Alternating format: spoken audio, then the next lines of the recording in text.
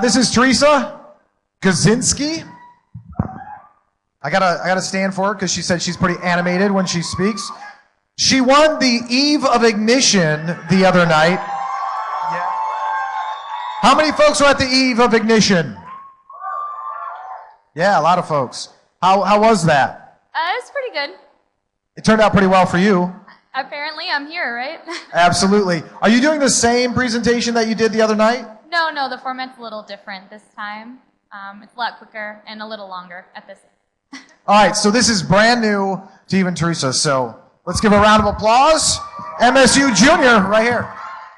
Okay, hi, I'm Theresa. I'm a junior at Michigan State, like he said, and I'm going to talk to you today about bike sharing.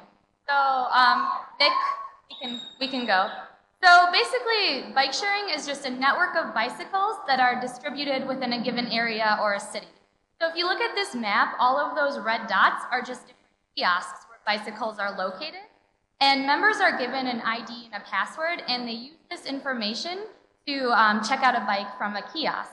So for example, in the Parisian system, they have the touchpad, and they input their information, and they can check out the bicycle. And when you're finished, you just turn the bike into any other kiosk. It doesn't matter, if it's the same one or not.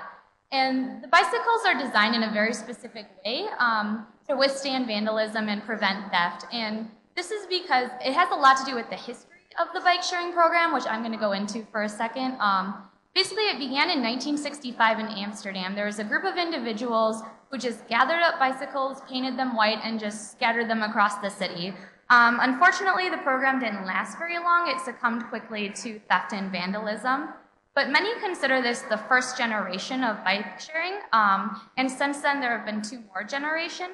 In the early to mid-1990s, it was called the second generation, and this is where you first saw, bicycle kiosks be introduced. And basically, they were just like little coin dispensers. You'd throw in a few cents and you'd get a bicycle.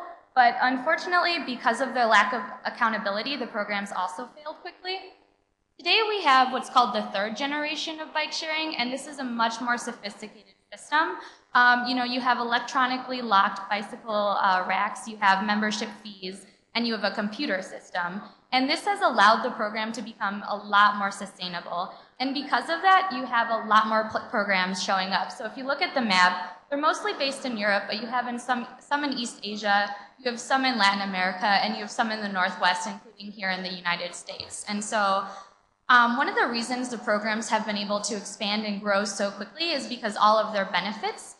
For example, they reduce carbon emissions, they reduce traffic congestion, and they promote really a lot healthier lifestyles. There's also increased accessibility to local businesses. And most importantly, it enhances and expands existing public transportation with minimal infrastructure. So in areas such as this in Lansing, where there's highly developed areas, it's densely populated, this becomes a really key element. So I personally first learned about the program back in 2007. I'm from Chicago, and Mayor Daley, thank you. Mayor Daley actually took a trip to Paris a few years ago, and he learned all about their system, which was just kind of starting up at the time.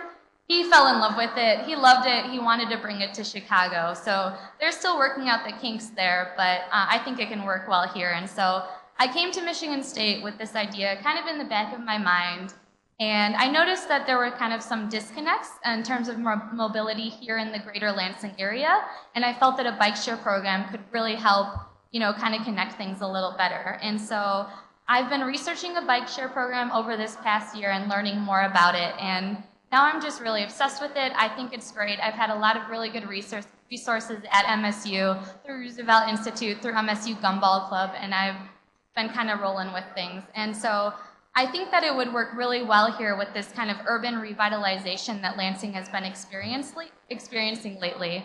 And so bike sharing has a lot to do with reconceptualizing how we think of mobility, has a lot to do with multimodal transportation, which basically just means integrating a lot of different forms of public transportation. So light rail, buses, car sharing, and bike sharing. And overall, this does more than just kind of reduce our dependency on automobiles, and it does more than create a sustainable community. What it does is make our community a lot more exciting. It makes it innovative, it makes it progressive, it makes it interesting, it makes it a cool place to live. And they, and you know, there's a lot of programs, especially in Europe, and I know people don't like to you know, they kind of glorify Europe. They say, well, this is Europe, they're really good with sustainable living. But I think we can do the same kind of thing here. I think that we have the right kind of attitude and the right atmosphere here in the Midwest. You know, a lot of people say that the Midwest is behind the times, or we're kind of frumpier. You know, we're not as cool as the East Coast or the West Coast or Europe. But I don't think that's the case. Exactly. I think that we have a lot of energy and we have a lot of momentum right here, and we have a lot of great ideas to make our town a lot sexier. So, thank you.